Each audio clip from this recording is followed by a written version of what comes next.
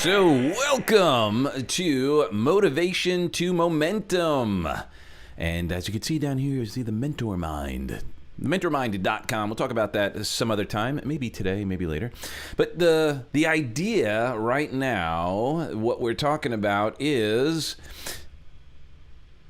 setting goals that inspire you. Right? We want to set goals that inspire you. And what, because there's an H in it, what does that mean? Well, essentially what that means is that we are setting goals that get us excited, right? That have a deep meaning. Like we always talk about the idea of the power of why. Like, what inspires you? What is the why behind the goals? Is this going to excite you? Is this going to get you fired up, get you to push through the obstacles? Because one of the things we need to bear in mind at the onset of any attempt to achieve a goal is that there may be some fear. We are going to have obstacles. There are going to be challenges. So when we have a goal that inspires us, we are able to navigate our way. If we're getting some obstacles, we can push through, break through, go around, find a way to overcome said obstacles. And if we also understand and appreciate that there will be some fear, because really the truth is our goals, not only should they inspire us, ideally they're big goals that are going to also intimidate us a little bit. If your goal is not intimidating you a little bit, or not creating this like, oh, I don't know, that's really big, that's bodacious, that's gonna be a game changer, we might want to look at bigger goals. Because the truth is, if it's not inspiring and it's not a big goal, well, then what's going to be the point? Why are you going to drive? Why are you going to keep doing it? Right now, that being said, we also want to be wary that it's not too big, that it overwhelms us to a point where we go, well, why bother? It's impossible anyway. So there's that dance, right? So if you want more information on SMART goals, you could look it up on any Google, any search engine, any business. There are tons and tons of SMART goal trainings, and a high level S specific, right? So when we're talking about our goals, we want them to be specific. Specificity is really important. Clarity and specificity, right? Because this is how you know. If you just say, I want more money, you could walk outside and find a penny. You could be a money magnet to pennies, and that may not be enough to inspire. The next is measurable. So you want to be able to measure your goals. It comes in the specificity and the clarity. What, because there's an H in it, what will you be measuring? Now, sometimes people will say achievable. And while that is helpful, I like to go with actionable. Is this something that you can take action on? Right? Now, are there things that are achievable that you are not necessarily part of the process? Well, potentially, yeah. And then it's not really your goal then, is it? So it needs to be actionable as well. R for relevant or reasonable. Now, that's where sometimes scope comes in, right? It may not be, and I'm saying be unreasonable.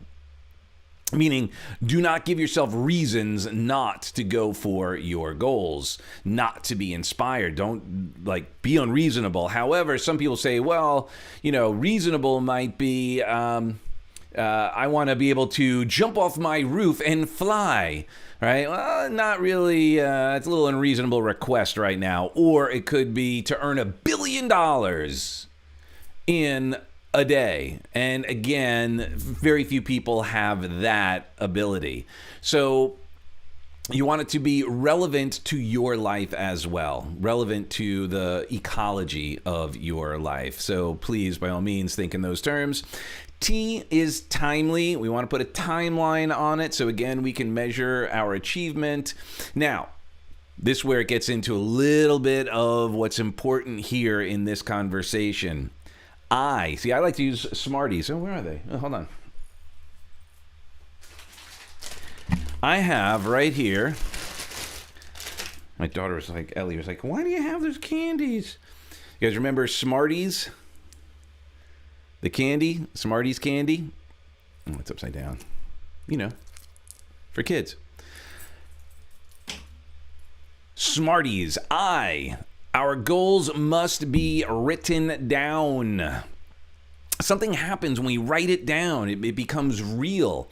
There have been multiple studies around goal setting and writing it down. I recall Tony Robbins sharing a story about, and I'm not sure where he got it from, about how they did a study with these kids who graduated in like 1970 or the 60s and said, how many of you wrote down your goals? And it was a small percentage. It was like 3 to 5%, some small percentage.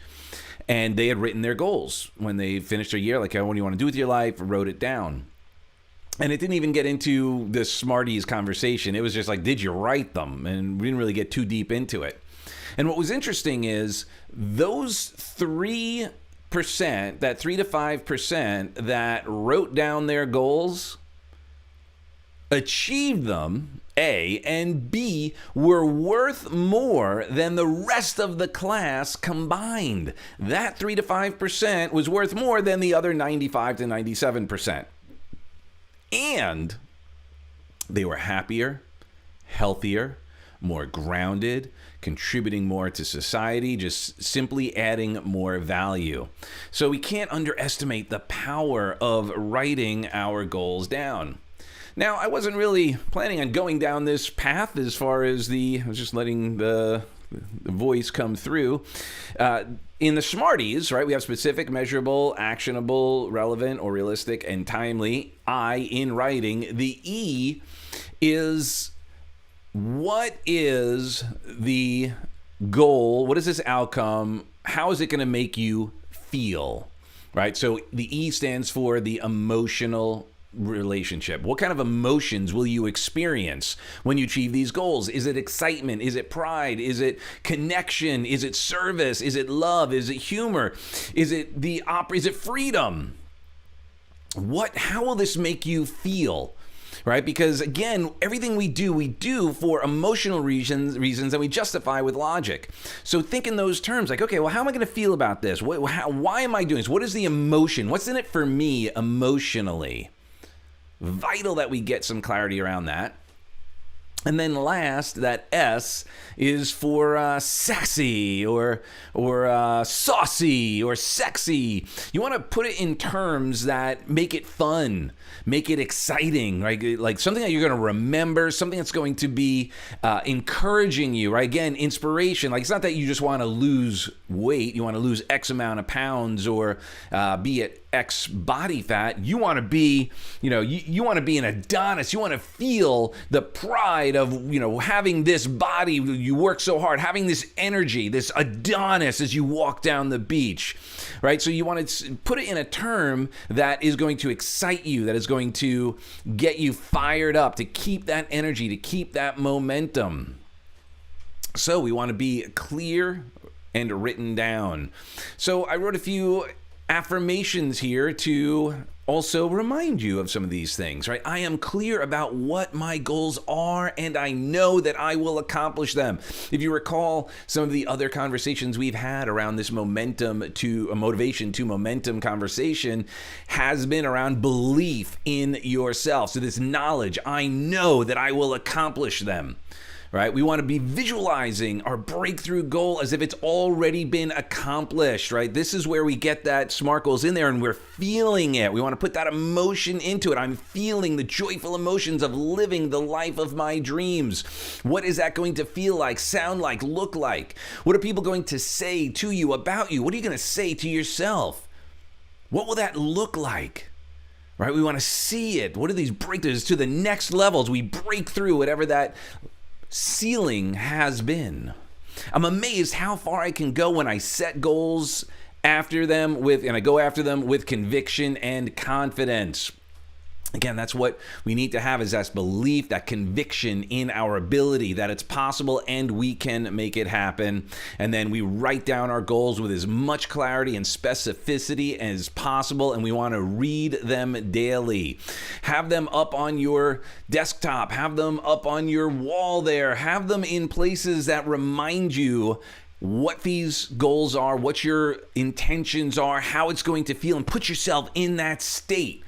Feel the success as you're accomplishing it, because isn't that what you want to feel anyway? And we'll go into, if you want to learn more about all of that and how to use this and how to prime yourself with all of that, then join the Mentor Mind. Go ahead to thementormind.com, and there's a free training right there as well. We've got 3 secrets to unlocking and rocking your resources so that you can earn more, you can give more, live more, love more. And that's why we're here, isn't it? Is to add value. Look, there's a lot of challenges in the world here, and the sooner we are able to step up, the sooner we are able to add value, the sooner we're able to be present to our true power, to our true God-given talents and gifts and share them, the quicker we're going to transform the world. So, with that being said, I love you for who you are and who you aren't. Please go ahead to thementormind.com. Check it out. Got a free training there, and there's some huge opportunities for all of us to grow together, to learn, grow, and serve. So I love you for who you are and who you aren't. God bless. We'll see you soon.